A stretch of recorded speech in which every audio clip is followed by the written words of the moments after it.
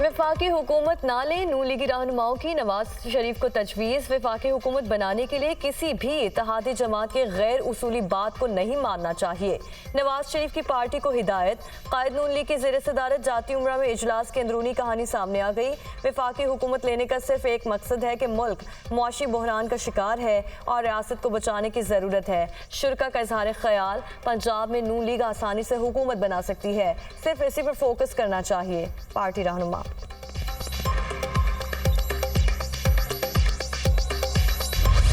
बड़ा अनोखा इलेक्शन था कि गूगल भी परेशान है कि रिजल्ट क्या है। आप गूगल पे जाए, यकीन करें वो भी बस कर गया कि रिजल्ट क्या है। और लेकिन मैं समझता हूँ कि इसका बड़ा आसान हल है कि फॉर्म 47 जो है वो 45 से जीत गया। इसके बाद फॉर्म 47 है वो जीता हुआ है। मौलाना साहब पीडीएम के सदर हैं। मेरा नहीं ख्याल कि उन्होंने पीडीएम को अलविदा किया है। ये अनोखा इलेक्शन था। गूगल भी हैरान था कि रिजल्ट क्या है। इस इलेक्शन में फॉर्म 47 फॉर्म 45 से जीत गया। इलेक्शन कमीशन का कमाल है कि फॉर्म 47 फॉर्म 45 से पहले बन गया। जो ज्यादा समझौता करेगा हुकूमत उसकी बनेगी। अल्लाह का शुक्र है इस खराबी में हिस्सा लेने से बच गया। सब जानते हैं आज इक़्तिदार का कोई मुस्तहिक नहीं। तमाम लोग इक़्तिदार की सियासत से बाहर निकले। मेरा नहीं ख्याल कि मौलाना साहब ने पीडीएम को अलविदा किया है। शाहिद खाकान अब्बासी। जनरल बाजवा ने कहा था तहरीक अदम एतमाद वापस ले लें तो बानी पीटीआई नए इलेक्शन करा देंगे। इस पेशकश पर सियासी जमातों ने गौर किया तो मौलाना फजलुर रहमान ने इसके खिलाफ जबरदस्त दलाइल दिए। खुदा की कसम मौलाना फजलुर रहमान ने दलाइल दिए कि बानी पीटीआई यहूदी लॉबी का एजेंट है, ये मुल्क तबाह कर देगा। उसकी बात पर एतबार नहीं करना चाहिए। राना सनाउल्लाह।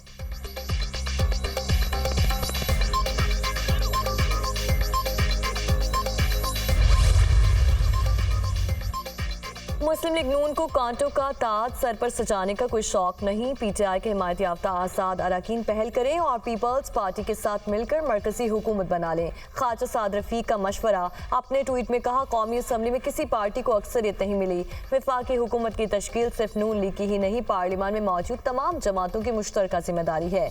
मियाँ जावेद लतीफ ने भी ट्वीट करके पीटीआई को वफाकी हुकूमत बनाने का मशवरा दे दिया।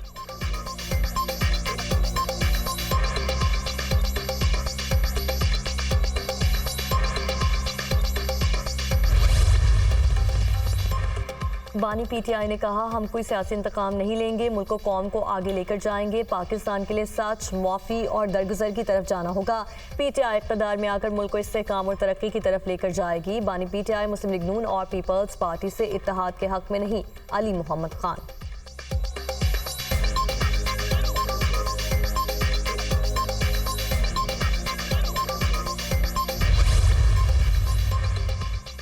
हालात अच्छे नहीं, हो सकता है एमरजेंसी मार्शल लॉ लग जाए। जो खिचड़ी पक चुकी है, हुकूमत 8 माह से ज्यादा नहीं चल सकती। इलेक्शन का नतीजा 2.5-3 माह पहले बन चुका था। पेमेंट भी उसी वक्त हो चुकी थी। इलेक्शन जीतने वाला सर पकड़ कर बैठा है। फौज के पास आजमाने के लिए कोई नहीं बचा। बानी पीटीआई चोर नहीं, अगर वो चोर हैं तो हम सब भी चोर हैं। फौज ना होती तो हमारे हालात फलस्तीन और गजा जैसे होते। फौज की वजह से इज्जत और सुकून से बैठे हैं। पीर पगारा का धरने के शुरुका से खिताब। जीडीए ने इंतखाबात के नताइज मुस्तरद किए। चीफ इलेक्शन कमिश्नर से मुस्ताफी होने का मुतालबा।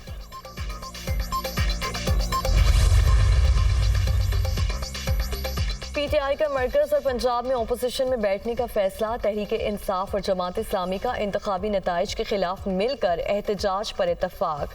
इंतखाबात में बदतरीन धांधली के खिलाफ तमाम जमातों को साथ लेकर चलने के ख्वाहिशमंद हैं। अब फैसले कमरों में नहीं होंगे। असद कैसर की गुफ्तगू। लियाकत बलोच का चीफ इलेक्शन कमिश्नर से मुस्ताफी होने का मुतालबा। कहा पीटीआई से राब्ते जारी रहेंगे। पीटीआई के वफ्द की कौमी वतन पार्टी के रहनुमाओं से मुलाकात। असद कैसर का पख्तूनख्वा मिली अवामी पार्टी के सरबराह महमूद आशिक जई से भी टेलीफोनिक राब्ता। राजा परवेज अशरफ से मलिक आमिर डोगर की सरबराही में पीटीआई वफ्द की मुलाकात। सियासी सूरत हाल पर तबादला ख्याल।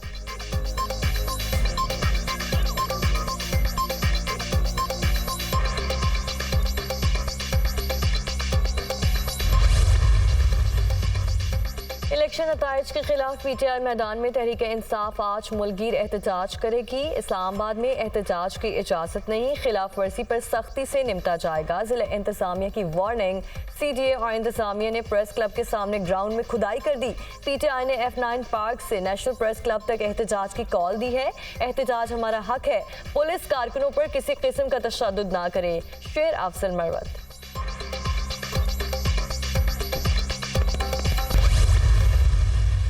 खाली स्क्रीनशॉट्स जमा कराए इलेक्शन कमीशन के अंदर, फॉर्म 45 असली नहीं जमा कराया हुआ एतराज़ के अंदर, सिर्फ ये स्क्रीनशॉट जमा कराए। तो मैं सवाल हुआ कि ये जो फॉर्म 45 जिससे ये स्क्रीनशॉट्स बने और ये कंपाइल हुआ वो किधर हैं? वो उनके पास कोई फॉर्म 45 मौजूद नहीं था। तहरीक इंसाफ ने झूठा बयानिया बनाया, ये मुल्क में दोबारा साजिश शुरू करना चाहते हैं। इंटरनेशनल मीडिया पर झूठ बोलकर जालसाजी कर रहे हैं। इलेक्शन की कार्रवाई पर किसी ने सवाल नहीं उठाया। पीटीआई और JUI का इत्तेहाद होता नजर नहीं आ रहा। मरियम औरंगजेब की प्रेस कॉन्फ्रेंस, अता तारड़ कहते हैं पीटीआई ने इलेक्शन को मुतनाज़ बनाकर जमहूरियत को डिरेल करने की कोशिश की। जहां ये जीते वहां जश्न मना रहे हैं, जहां हारे वहां धांधली के इल्जामात लगा रहे हैं। अगर धांधली होती तो राना सनाउल्लाह कैसे हार सकते थे? धांधली हुई तो खैबर पख्तूनख्वा में आप कैसे जीत गए?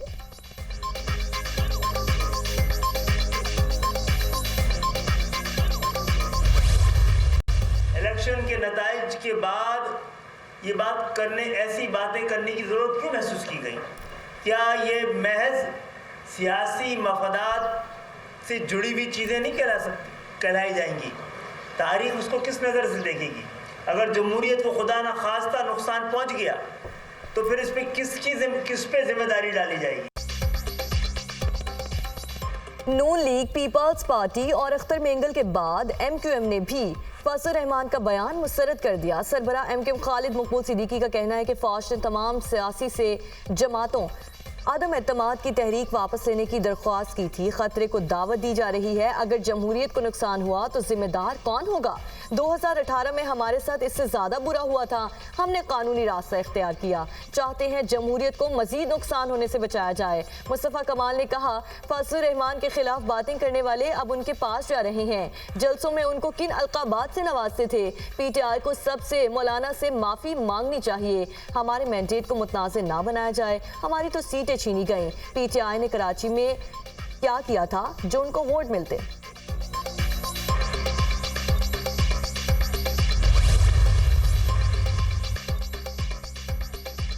मजीद आज़ाद अरकान असम्बली नून लीग में शामिल NA-92 भक्कर से कामयाब आज़ाद उम्मीदवार रशीद अकबर नवानी ने मुस्लिम लीग नून ज्वाइन कर ली। आज़ाद उम्मीदवार अहमद नवाज सवानी, आमिर इनायत शाहानी, राना अब्दुल मनान, अकबर हयात हराज और असगर हयात हराज नून लीग में शामिल। आज़ाद उम्मीदवारों की मरियम नवाज से मुलाकात, कायद नून लीग पर मुकम्मल एतमाद का इजहार। मरियम नवाज का कहना है कि पाकिस्तान को इंतशार नहीं, इस्तेहकाम चाहिए। इंतशार का निशाना पाकिस्तान है, इदारे हैं। हमारे लिए इक़्तिदार नहीं, मुल्क और आवाम की खिदमत अहम है। नवाज शरीफ पाकिस्तान को इंतशार से बचाने और मुत्तहिद करने वाली कुव्वत का नाम है। पाकिस्तान को बचाने के लिए 1 लाख बार भी सियासी मफाद कुर्बान करना पड़े तो करेंगे। वतन पर जान भी कुर्बान। आलमी इदारे ने पाकिस्तान में राइज तर्ज़े हुक्मरानी को आमिराना करार दे दिया। पाकिस्तान को हाइब्रिड की फहरिस्त से निकाल कर अथॉरिटेरियन ममालिक की फहरिस्त में डाल दिया गया। साल 2023 में दुनिया के जमहूरी ममालिक में पाकिस्तान का 105वां नंबर रहा। आलमी रैंकिंग में दुनिया भर में 118वें नंबर पर आ गया। जमहूरी निज़ाम का जायजा लेने वाले आलमी इदारे द इकोनॉमिस्ट की डेमोक्रेसी इंडेक्स 2023 रिपोर्ट में दुनिया भर के 150 से ज़ायद ममालिक में राइज निज़ाम हुकूमत का जायजा लिया गया। अमेरिका, भारत, ब्राज़ील और इंडोनेशिया फ्लॉट जमहूरियत करार। नॉर्वे, न्यूजीलैंड और आइसलैंड मुकम्मल जमहूरी ममालिक में सर फहरिस्त। तुर्क मसल्लह फ़ौज के deputy chief of general staff की सरबराह पाक बहरिया एडमिरल नवीद अशरफ से मुलाकात। 2 तरफा बहरी रवाबित, बाहमी दिलचस्पी के उमूर और इलाकाई मैरीटाइम सिक्योरिटी की सूरत हाल पर तबादला ख्याल। जनरल इरफान और जर्ट ने पाक बहरिया की पेशा वराना महारत की तारीफ की। दौरे से दोनों बरादर ममालिक के माबैन बहरी ताल्लुकात को मजीद फ़रोग मिलेगा। ISPR।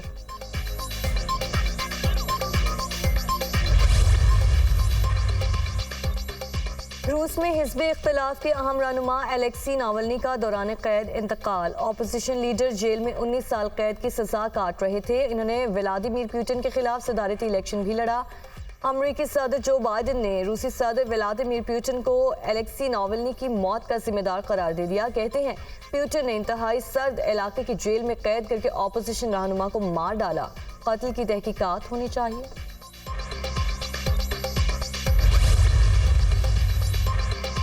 डोनाल्ड ट्रंप की मुश्किलात में इजाफा। अमरीकी अदालत ने सिविल फ्रॉड केस में साबिक अमरीकी सदर को 35 करोड़ 50 लाख डॉलर जुर्माने की सजा सुना दी।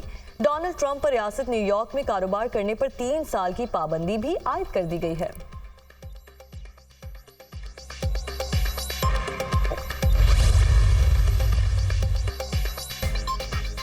मोदी सरकार ऑपोजिशन जमातों की मकबूलियत से बौखलाहट का शिकार। इंतखाबात से कबल भारतीय ऑपोजिशन पार्टी के अकाउंट्स मुंजमद कर दिए गए। भारतीय मरकजी ऑपोजिशन जमात कांग्रेस के 4 अकाउंट्स मुंजमद। ये हिंदुस्तानी जमहूरियत के लिए अफसोसनाक दिन की अलामत है। कांग्रेस लीडर मल्लिकार्जुन खारगे मोदी हुकूमत कानून नाफिज करने वाले इदारों को अपने सियासी दुश्मनों को निशाना बनाने के लिए इस्तेमाल कर रही है। भारतीय तज्जियाकार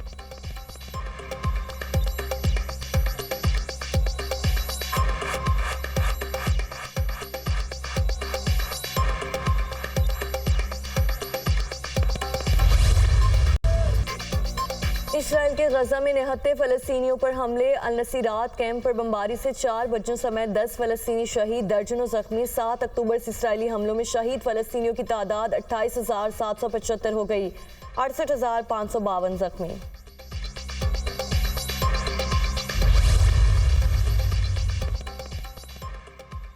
इसराइल अपनी हठधर्मी से बाज न आया। गजा के बाद लबनान पर भी फसाई हमले। 2 शहरों पर यके बाद दीगरे 2 हमले। 10 अफराद शहीद, दर्जनों जख्मी हो गए। लबनान और इसराइल के दरमियान कशीदगी में भी इजाफा। साहूनी हमलों के रद्द-ए-अमल में हिज़्बुल्लाह ने भी भरपूर जवाब देने का ऐलान कर दिया।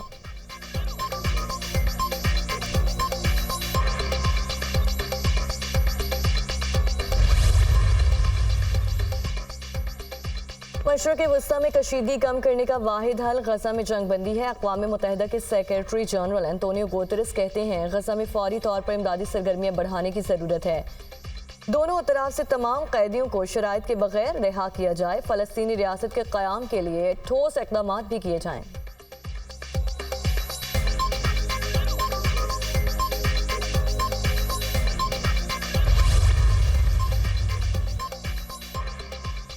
आलमी अदालत इंसाफ का गजा में नस्ल कुशी रुकवाने से मुतालिक हुक्म पर अमल दरामद का फैसला। 26 जनवरी के हुक्म का इत्तलाक रफा पर भी होता है। इसराइल फ़लस्तीनियों को इंसानी इमदाद की फराहमी के लिए इक़दाम करे। आलमी अदालत का फैसला। हमास का जंगबंदी से मुतालिक आलमी अदालत के फैसले का खैर मकदम। सलामती काउंसिल आलमी अदालत इंसाफ के फैसलों को मौसर तरीके से नाफिज करे। हमास रहनुमाओं का मुतालबा। 19वें चोलिस्तान डेजर्ट रैली का 20 फरवरी से आगाज। इंटरनेशनल ड्राइवर्स भी हिस्सा लेंगे। 21 फरवरी को गाड़ियों की रजिस्ट्रेशन होगी। 22 फरवरी को क्वालिफाइंग मुकाबले शेड्यूल। 23 फरवरी को प्रीपेड कैटेगरी का पहला राउंड होगा।